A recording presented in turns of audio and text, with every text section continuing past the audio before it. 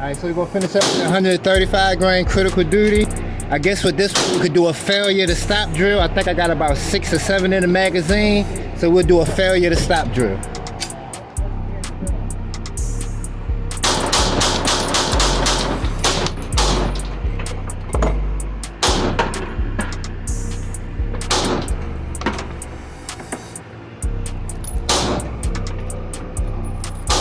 So we got 9 more rounds of the 124 grain critical duty. I think we'll go ahead and finish that off with another failure to stop drill. Why not? Last 9 rounds.